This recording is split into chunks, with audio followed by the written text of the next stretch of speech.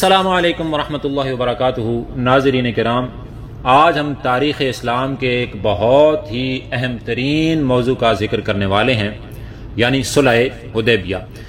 اسی صلح حدیبیہ کو اللہ رب العالمین نے قرآن مجید کے اندر فتح مبین قرار دیا۔ گزشتہ ویڈیو میں ہم نے غزوہ احزاب یعنی غزوہ خندق کو اور غزوہ بنو قریظہ کو بڑی تفصیل کے ساتھ بیان کیا تھا۔ اب اس کے بعد ہونے والا جو واقعہ اہم ترین ہے وہ صلح حدیبیہ ہے۔ غزوہ احزاب 5 ہجری میں واقع ہوا تھا۔ 6 ہجری میں رسول خدا صلی اللہ علیہ وآلہ وسلم نے خواب دیکھا کہ آپ خانہ کعبہ کا طواف کر رہے ہیں۔ سمجھے کہ خدا مسلمانوں کو خانہ کعبہ کے طواف کی سعادت سے بہرہ کرنا چاہتا ہے، چنانچہ آپ صلی اللہ علیہ وآلہ وسلم نے اسی وقت عمرہ کے لیے تیاریاں شروع کر دیں۔ عرب اگرچہ بت پرست ہو گئے تھے، لیکن خانہ کعبہ یعنی عبادت گاہ ابراہیمی کی طواف کی ابراہیمی سنت کو نہیں بھولے تھے۔ کعبہ کے حج کے لیے انہوں نے 4 مہینے عزت و احترام والے مقرر کر رکھے تھے، جن میں آپس کی لڑائیاں موقوف ہو جاتی تھیں اور اطراف و اکناف کے عرب حج کی سعادت حاصل کرنے کے لیے مکہ میں جمع ہو جاتے تھے۔ ان خاص دنوں کے علاوہ باقی ایام میں بھی لوگ خانہ کعبہ کے لیے آتے تھے۔ اس زیارت کو حج کے بجائے عمرہ کا نام دیا جاتا تھا۔ رسول اکرم صلی اللہ علیہ وآلہ وسلم نے جب عمرہ کی نیت سے احرام باندھا تو مہاجرین اور انصار میں سے 1400 اشخاص اس سعادت کے حصول کی خاطر آپ کے ہم رکاب ہو گئے۔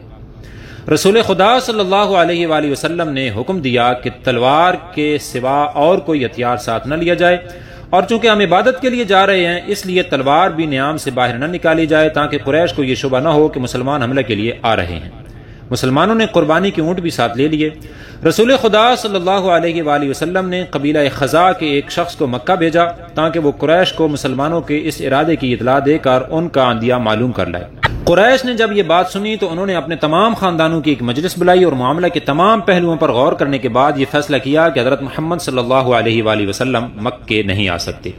قریش کو اندیشہ تھا کہ مسلمانوں کی جمعیت عمرہ کے بہانے مکہ میں داخل ہو کر کہیں مکہ پر قبضہ نہ جما لے۔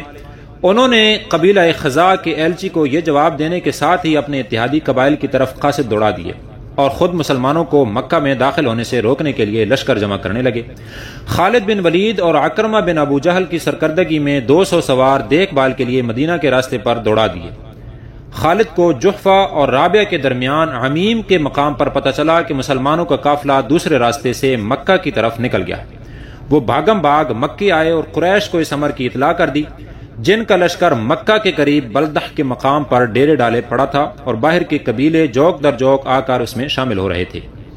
مسلمانوں نے ذوالحلیفہ کے مقام پر پہنچ کر قربانی کے اونٹوں کے گلوں میں نال لگا دیے، جو اس امر کی علامت تھی کہ یہ قربانی کے جانور ہیں، اور یہ قافلہ کوچ کرتا ہوا حدیبیہ کے مقام تک پہنچ گیا، جو مکہ سے صرف 1 منزل کے فاصلے پر واقع ہے۔ قبیلہ خزاع کے رئیس بدیل بن ورقہ نے حضرت محمد صلی اللہ علیہ وآلہ وسلم کی خدمت میں حاضر ہو کر کہا کہ قریش آپ کو مکے میں داخل نہیں ہونے دیں گے، وہ آپ کی راہ روکنے کے لیے لشکر لا رہے ہیں۔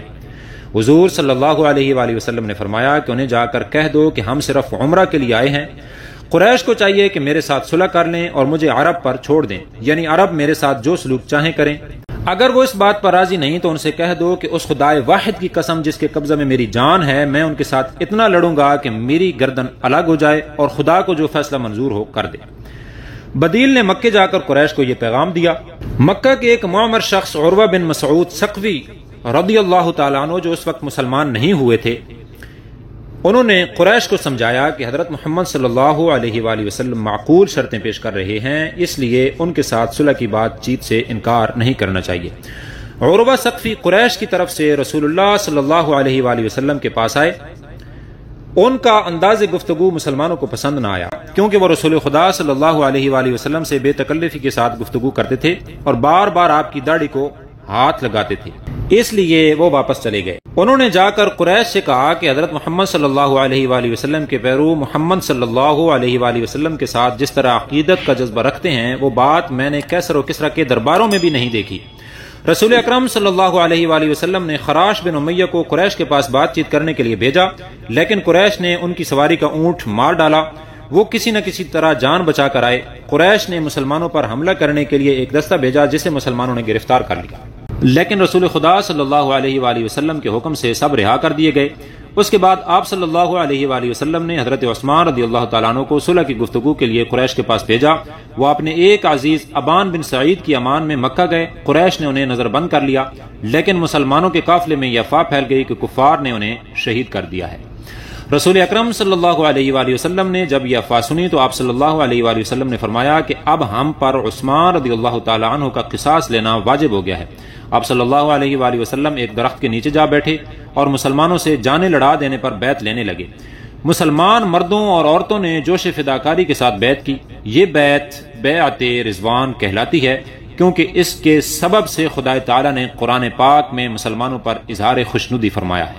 قریش نے اپنی طرف سے سہیل بن عمرو کو سفیر بنا کر بھیجا، جس نے کہا کہ صلح اس شرط پر ہو سکتی ہے کہ مسلمان اس سال واپس چلے جائیں اور اگلے سال آئیں تو ہتھیار باندھ کر نہ آئیں۔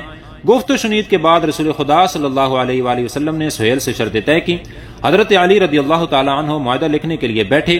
انہوں نے بسم اللہ الرحمن الرحیم لکھا۔ سہیل نے اعتراض کیا کہ یہ طریقہ مسلمانوں سے مخصوص ہے، اس لیے پرانے طریقے کے مطابق صرف بسمک اللہم لکھا جائے۔ حضرت علی رضی اللہ تعالی عنہ نے اس کے بعد لکھا، ھذا ما قضی علیہ محمد الرسول اللہ، یہ وہ معاہدہ ہے جو اللہ عز و جل کے رسول محمد صلی اللہ علیہ وآلہ وسلم نے تسلیم کیا۔ سہیل نے کہا کہ ہم آپ کو اللہ عز و جل کا رسول مان لیں تو جھگڑا کس بات کا باقی رہ جاتا ہے، اس لیے محمد الرسول اللہ کے بجائے محمد بن عبداللہ لکھا جائے۔ آپ صلی اللہ علیہ وآلہ وسلم نے حضرت علی رضی اللہ تعالیٰ عنہ سے کہا کہ لفظ رسول اللہ کو مٹا کر ابن عبداللہ لکھ دیا جائے۔ اس کے ساتھ ہی آپ صلی اللہ علیہ وآلہ وسلم نے سہیل سے کہا، تم نہیں مانتے، لیکن خدا کی قسم میں خدا کا رسول ہوں۔ حضرت علی رضی اللہ تعالیٰ عنہ اس ارشاد کی تعمیل کی جسارت نہ کر سکے اور کہا، میں آپ کے اسم مبارک کو مٹانے کی گستاخی نہیں کر سکتا۔ رسول خدا صلی اللہ علیہ وآلہ وسلم نے پوچھا کہ میرا نام کہاں ہے؟ بتایا گیا تو آپ صلی اللہ علیہ وآلہ وسلم نے اسے اپنے ہاتھ سے مٹا دیا اور اس کی جگہ محمد بن عبداللہ لکھ دیا۔ اس کے بعد صلح کی شرطیں لکھی گئیں جو یہ تھیں، مسلمان اس سال واپس چلے جائیں گے، اگلے سال آئیں اور صرف 3 دن قیام کر کے واپس چلے جائیں، ہتھیار لگا کر نہ آئیں، صرف تلوار ساتھ لائیں جو نیام میں ہو اور نیام کے اوپر جلیان یعنی غلاف چڑھا ہو۔ مکہ میں جو مسلمان پہلے سے مقیم ہیں ان میں سے کسی کو ساتھ نہ لے جائیں، اور مسلمانوں میں سے کوئی شخص مکہ رہنا چاہے تو اسے نہ روکیں۔ مکہ کا کوئی آدمی مسلمان یا بت پرست مدینے چلا جائے تو اسے واپس کر دیں، لیکن اگر کوئی مسلمان مدینے سے مکے میں آئے گا تو اسے واپس نہیں کیا جائے گا۔ قبائل عرب کو اختیار ہوگا کہ فریقین میں سے جس کے ساتھ چاہیں دوستی کا معاہدہ استوار کریں۔ ناظرین کرام، صلح حدیبیہ کی پہلی قسط کا ہم یہاں پر اختتام کرتے ہیں، اور اگلی قسط میں یعنی دوسری جو آنے والی قسط ہے اسی موضوع کے مطابق، اس میں ہم آپ کو بتائیں گے کہ مسلمانوں پر اس معاہدے کے کیا اثرات پڑے اور مسلمانوں نے اس معاہدے کو کس طرح قبول کیا، اور پھر معاہدہ اور صلح کے نتائج کیا ہوئے، اس کا ذکر ہم اگلی ویڈیو میں یعنی قسط نمبر 2 میں کریں گے۔ اگر آپ تاریخ اسلام پر مزید ویڈیوز دیکھنا چاہتے ہیں اور آپ نے ابھی تک ہمارے چینل کو سبسکرائب نہیں کیا تو ہمارے چینل کو ضرور سبسکرائب کر لیں تاکہ ہماری آنے والی ویڈیو آپ تک بآسانی پہنچ سکے۔ تو ملتے ہیں بہت جلد اگلی ویڈیو میں، تب تک کے لیے اجازت دیجیے، اللہ حافظ۔